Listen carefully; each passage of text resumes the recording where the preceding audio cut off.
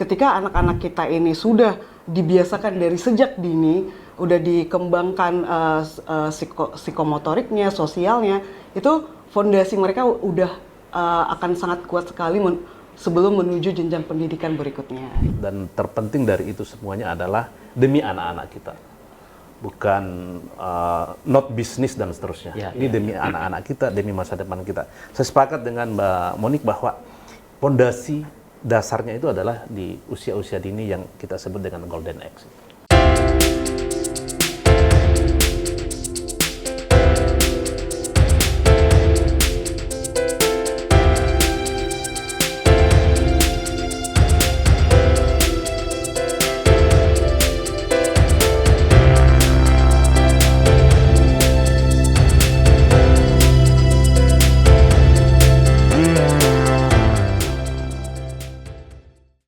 Assalamualaikum warahmatullahi wabarakatuh. Tribuner, jumpa lagi di program Bincang Inspiratif Tribun Kaltim bersama Tanoto Foundation. Nah, kali ini kita mengambil tema apakah Balikpapan siap cetak generasi emas dengan wajib belajar 13 tahun. Jadi tidak hanya 12 tahun, sekarang 13 tahun.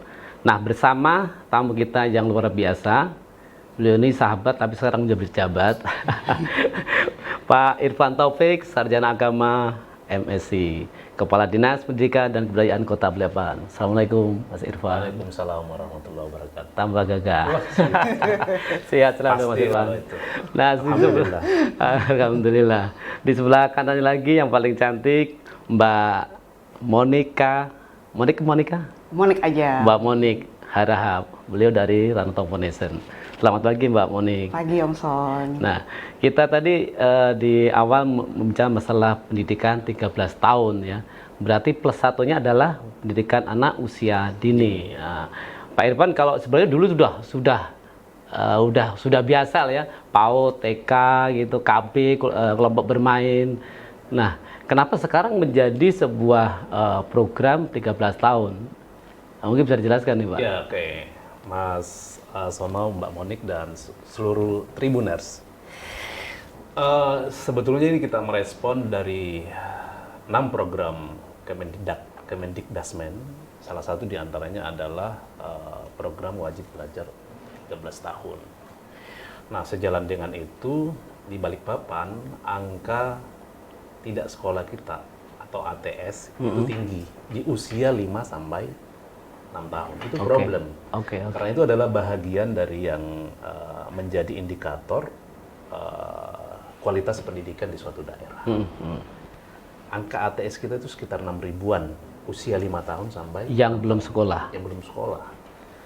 Nah, oleh karenanya, sejalan dengan putusan atau program yang diluncurkan oleh Kemendikdasmen itu kita respon. Lalu kemudian kita melihat situasi dan kondisi di Balikpapan dari sisi infrastruktur. Kita ada 420 PAUD yang bisa menyokong anak-anak kita itu untuk bersekolah di PAUD. Kalau itu juga tidak siap, pasti daerah nggak akan berlakukan 13 tahun wajib belajar.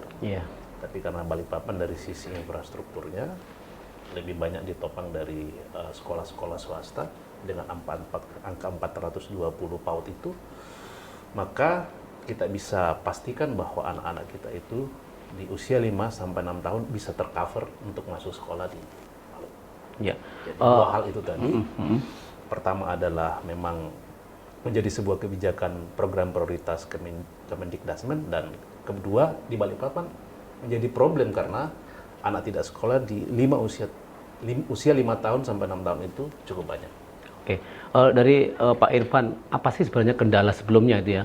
Akhirnya oke lah, ini harus menjadi program wajib nih. Dengan jumlah yang cukup banyak nih. Apakah karena memang minimnya PAUD, fasilitas sekolah PAUD, atau memang tingkat kesadaran orang tua yang kayaknya nggak perlu deh sekolah PAUD, nggak penting gitu? Iya. Saya kira itu bagian penting yang perlu kita semangati bersama. Jika pemerintah melakukan program itu, respon masyarakat juga tidak bagus, kemungkinan besar tidak akan jalan. Jadi dua hal yang disebut Mas Om Sono tadi itu bagian yang jadi problem. Pertama, dulu PAUD memang tidak terlalu banyak. Gitu. Kemudian kedua, kesadaran masyarakat kita juga tentang pendidikan anak usia dini itu belum mencapai level yang tinggi. Gitu. Oleh karenanya, mau tidak mau kita harus paksa dengan program 13 tahun belajar itu. Dari berbagai literatur itu menyebutkan bahwa banyak keuntungan besar yang bisa didapatkan ketika anak-anak kita sekolahkan PAUD sebelum masuk ke SD. Ya, salah satu di antaranya itu adalah perkembangan potensi anak. Kalau dia masuk di PAUD, itu potensi anak bisa berkembang dengan baik. Pasti Mas Sony bisa bedakan deh anak kita yang tidak masuk PAUD ketika masuk SD itu dibandingkan dengan yang sudah mengecam dengan mengenyam pendidikan di PAUD pasti berbeda. Ya dari situ bisa kita lihat bahwa bagaimana potensi sosialnya, bagaimana dia bersosialisasi, bagaimana dia bisa mengembangkan pengetahuannya, bagaimana dia bisa disiplin karena udah sejak dini bangun pagi ke sekolah kan. Kalau tiba-tiba masuk SD misalnya, waduh, dia belum pernah masuk PAUD. Nah, ada asumsi masyarakat kita misalnya, udah deh, mending di bimbel aja, anak saya bimbel gitu kan. Padahal itu hal berbeda gitu. Betul. Dan pemerintah pusat dan daerah itu juga sepakat bahwa tidak ada lagi namanya menguji anak masuk sekolah SD itu dengan calistung. Bisa membaca, bisa menulis, dan bisa menghitung. Itu udah nggak ada lagi. Kita lebih kepada perkembangan karakter anak kita di usia-usia dini.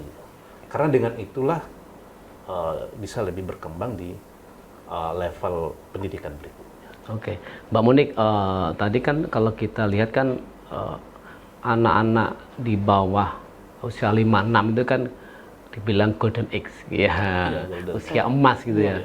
Seberapa penting ya anak-anak itu memang harus menjalani pendidikan di PAUD itu, Mbak? Oke, kalau kami dari Tanoto Foundation memang ini sekalian berita gembira untuk Pak Irfan ya, dan untuk Kota Balikpapan juga. Kami dari Tanoto Foundation itu sangat percaya bahwa fondasi anak ke depannya itu tuh dibentuk di usia dini gitu.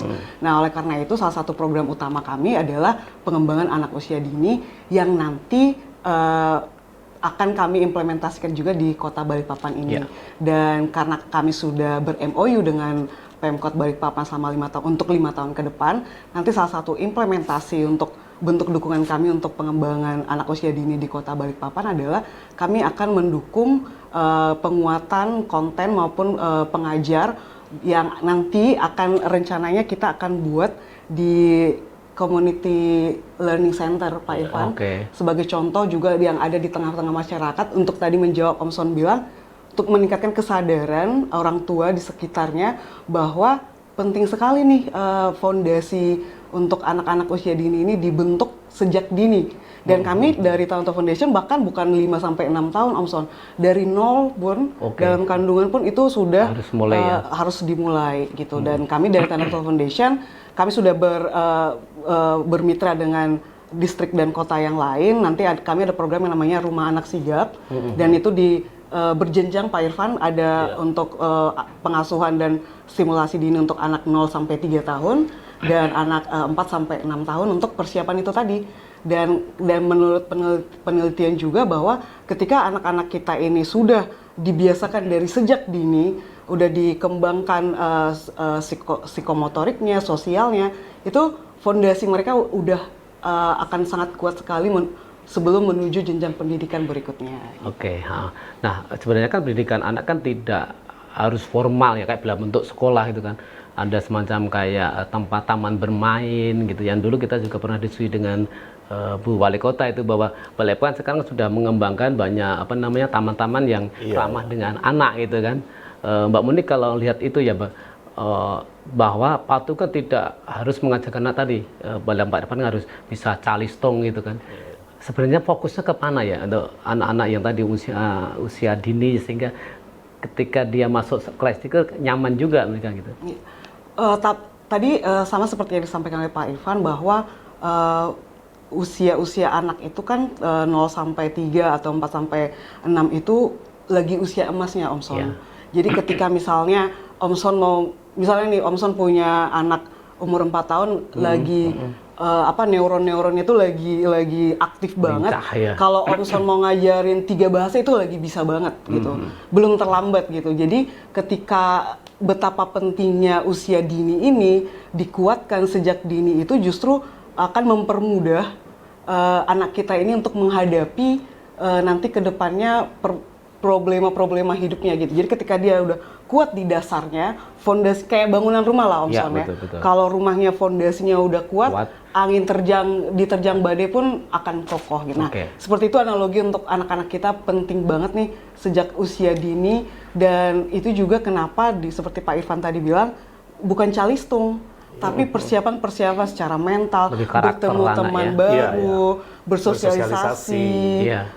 Kan kita juga apalagi kemarin kami baru temukan juga ada anak ketika dia di SD itu nggak mau kalau orang tuanya pergi, jadi diantar. Itu gitu ya. Kalau nggak dilihat nih anaknya, orang tuanya nangis. Itu udah pasti nggak PAUD. Iya. Nah itu penting banget sih. Ada lagi tuh, nggak mau diantar bapaknya hitam. Oke.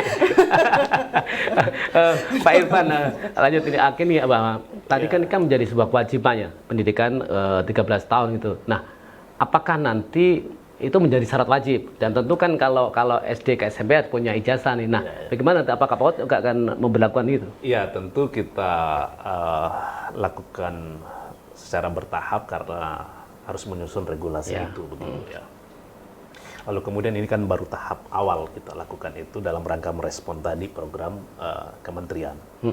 Tetapi jauh lebih penting daripada itu Mas Son sebetulnya adalah bagaimana kita kemudian bisa menyadarkan orang tua bahwa betapa pentingnya tadi usia-usia dini itu diberikan pengetahuan dan pembelajaran sesuai dengan usianya.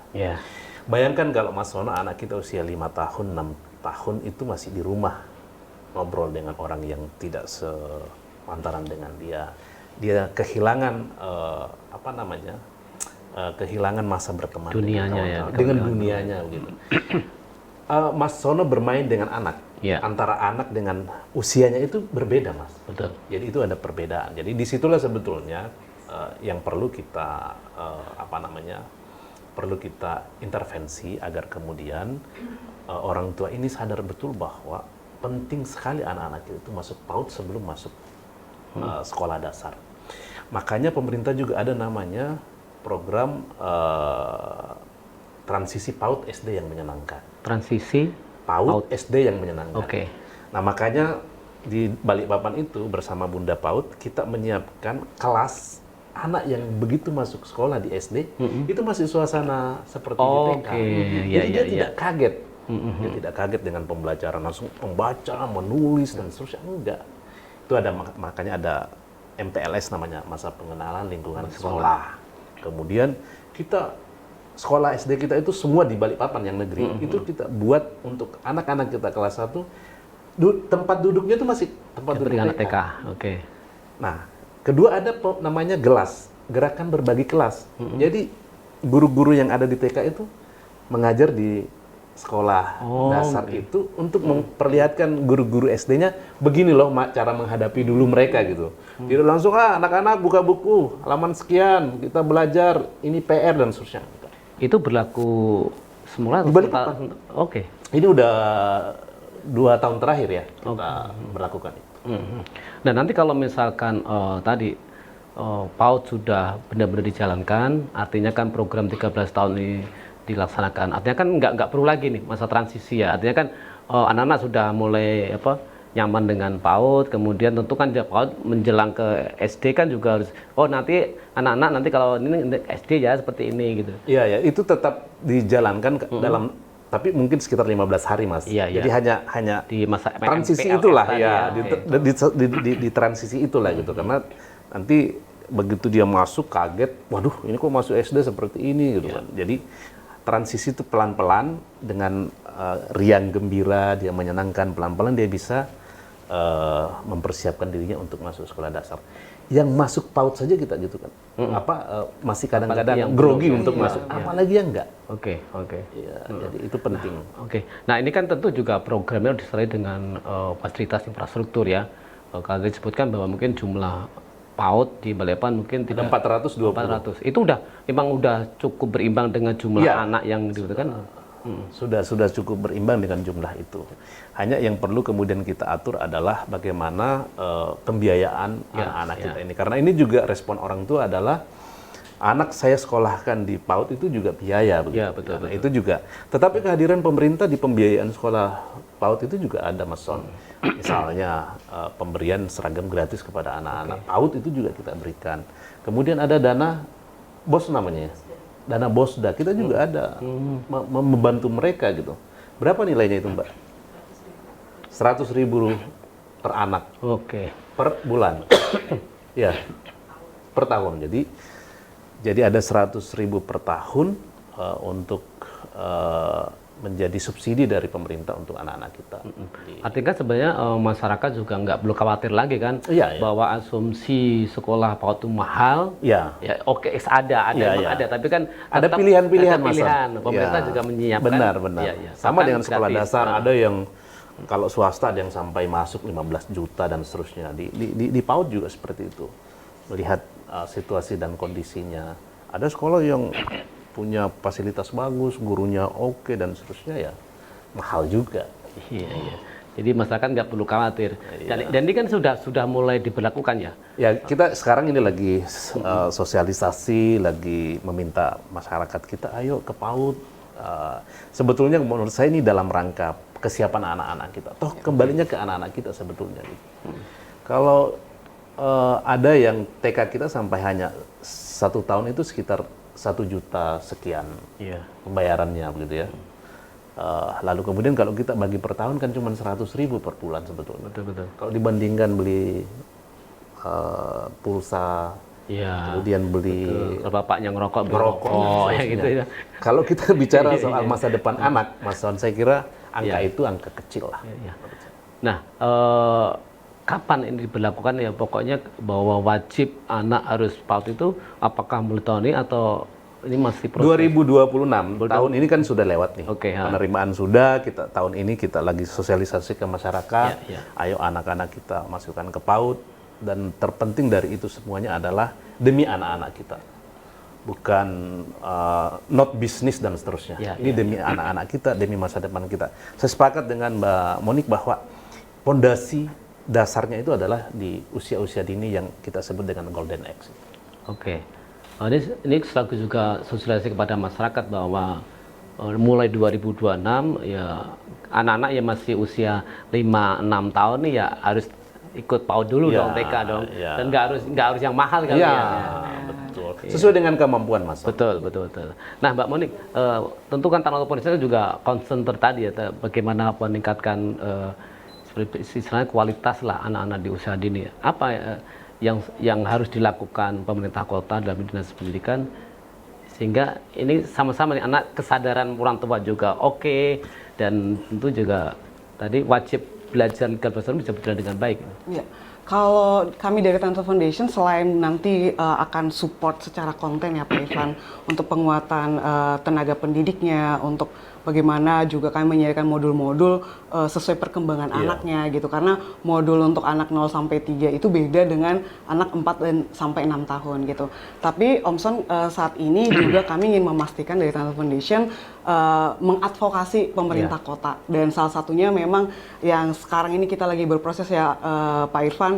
Kemarin juga kami memastikan di RPJMD Kota Balikpapan itu memang sudah mencantumkan wajib belajar 13 tahun dan 1 tahun itunya PAUD gitu. Selain itu juga di RPJMD kita juga ingin memastikan bahwa anak-anak di Kota Balikpapan ini terpenuhi haknya. Melalui indeks pemenuhan hak anak yang ada di RPJMD, salah satunya adalah hak untuk pendidikan dan pengasuhan. Nah, selain itu turun ke OPD, dan kami juga lagi berproses nih bersama Dinas Pendidikan juga untuk memastikan di dalam rencana strategisnya di dokumen renstranya Dinas Pendidikan itu juga memuat bahwa anak-anak wajib belajar 13 tahun, 1 tahun di PAUD, dan juga kualitas pembelajarannya itu termaktubkan di dalam Renstra itu. Nah, saat ini kami sedang berproses. Nah, kami dari Tanto Foundation ingin juga memastikan kebijakan itu berjalan di Kota Balikpapan ya, Om Son. Ini kemungkinan apakah semacam pilot project atau di Kalimantan udah beberapa daerah yang sudah memberlakukan program 13 tahun ini ya? Nah, kalau untuk kami sih tidak mention 13 tahun gitu, tapi untuk pendampingan anak tadi, anak usia dini 0 sampai 3, 4 sampai 6 itu di Kalimantan Timur, kami sudah ada di Kutai Kartanegara. Nah, nanti untuk Kota Balikpapan kita akan implementasi pilotnya Pak Irfan di 2026, dan ini kami sudah berproses kemarin dengan tim Bapeda juga, dan Bunda Kabit PAUD juga kemarin, dan makanya tercetuslah kemarin rekomendasinya adalah pilot project pengasuhan dan stimulasi dini untuk anak-anak usia dini ini akan kita lakukan di community learning center yang kebetulan juga berada di tengah-tengah masyarakat, yang nanti mereka bisa membawa anak-anak mereka, Om Son, dan untuk dapat penguatan dari pelatih-pelatih kita yang ada di CLC untuk nanti untuk mereka secara gratis bisa datang dan juga akan mendapatkan parenting, pengetahuan tentang parenting, pengasuhan, dan stimulasi dini untuk anak-anak usia dini. Nah, itu salah satu bentuk komitmen kami, Om Son, untuk Kota Balikpapan. Ya, mantap Bang Tanoto Foundation. Saya kira bermitra dengan Tanoto Foundation juga udah cukup lama kita dengan Tanoto, dan ya ini terus berjalan. Nah, di jenjang PAUD juga kita dari sisi penyiapan infrastruktur pendukung pembelajarannya juga udah cukup kita support gitu. Artinya misalnya bahwa semakin berkembang, perkembangan teknologi informasi dan komunikasi juga semakin berkembang, kita mempersiapkan sarana prasarana pembelajaran juga di level PAUD itu dengan persiapan sarana prasarana TIK itu juga cukup banyak. Sudah dilakukan, smart table kita siapkan, kemudian laptop bagi guru-guru juga kita udah siapkan, agar kemudian sistem pembelajarannya tidak monoton di dalam kelas. Nah, di berbagai PAUD juga misalnya berkunjung ke taman lalu lintas. Nah, itu kan pembelajaran out class gitu ya. Untuk lebih memberikan pembelajaran kepada anak-anak kita tentang rambu-rambu lalu lintas. Mereka ke BPBD, misalnya belajar bagaimana memadamkan api dan seterusnya, itu membentuk karakter mereka untuk berani, untuk mengetahui berbagai hal. Ya, bicara tadi kan teknologi kan terus berkembang ya, dan guru juga harus mengikuti, mengupdate betul. Kita sudah ada AI segala macam. Seperti apa Dinas Pendidikan untuk itu ya? Saya sampaikan dari PAUD sampai ke sekolah dasar dan sekolah menengah pertama, itu kami lebih fokus penyiapan sarana prasarananya. Di sisi lain juga kita mempersiapkan sumber daya manusianya dengan berbagai BIMTEK, berbagai perkembangan ilmu pengetahuan, bahkan beberapa sekolah kita menjadi sekolah rujukan Google dengan sistem pembelajaran yang sudah ada begitu. Saya kira kalau soal itu guru-guru kita pahamkan bahwa jangan kita menjadi seperti sebuah handphone yang dulu menjadi handphone sejuta umat, sekarang dia hilang. Karena apa? Karena dia tidak bisa mengikuti perkembangan zaman. Betul. Nah, Mbak Muni, kan teknologi itu nggak bisa kita batasin ya, dan terus maju terus. Persoalan tadi kalau SDM tentu ada BIMTEK segala macam, tapi kita tidak menafikan banyak yang guru-guru yang extension yang sudah itu gimana ya supaya mengematchkan antara tadi mungkin guru-guru yang kekini dan yang beliau-beliau yang tetap harus kita hormati, tapi agar mereka tidak ketinggalan dengan teknologi, seperti apa ya? Kalau kami dari Tanto Foundation itu kita kenal ya Pak, namanya fasilitator daerah. Itu kepala sekolah, pengawas, guru terpilih yang kita latih. Salah satunya ke 5 tahun terakhir itu kita melatih mereka juga untuk menggunakan perkembangan teknologi untuk mengajar. Nah, selain untuk kesenangan di kelas mereka, kita juga meminta mereka menyebarkan ilmu mereka itu ke rekan guru-guru mereka. Nah, seperti yang Om Son bilang, memang salah satu kendala utama yang mereka temukan adalah bertemu guru-guru yang sebenarnya kurang adil ya kalau sebutnya guru tua atau guru senior, karena mau belajar itu kan bukan tidak terbatas usia kan. Dan memang kita mengakui salah satu tantangannya adalah ada resistensi awal-awal gitu dari guru-guru kita yang tidak mau belajar hal baru ini gitu. Tapi seiring berkembangnya waktu, kita melihat resistensinya sudah berkurang gitu. Jadi guru yang senior pun tanda kutip itu udah bisa bikin PPT pakai Canva loh, Om Son. Bahkan pernah kami ketemu sama guru kepala sekolah udah tergolong senior lah gitu. PPT-nya jauh lebih bagus dari kami. Pakai apa Pak? Pasti dibantuin ya? Enggak, ini saya bikin sendiri. Kepala sekolah bikin. Jadi memang terasa banget gitu. Jadi udah nggak ada lagi Om Son itu. Betul. Karena begini, kehadiran kecanggihan teknologi itu, AI dan seterusnya, itu justru mempermudah dia. Jadi karena mempermudah itulah kemudian hilang mindset, aku masih pengen ngajar yang zaman dulu, enggak. Karena gampang banget. Dia bisa bikin soal dengan hanya salah satu kali buka udah ada soal, beberapa soal yang dulu kan kalau nyusun soal kan repot banget Mas. Sekarang dengan sistem itu udah. Jadi saya kira tidak ada lagi guru yang tidak melek dengan teknologi. Semua sudah hampir lebih mempermudah mereka sehingga dia sadar bahwa ya mau tidak mau saya harus ikut.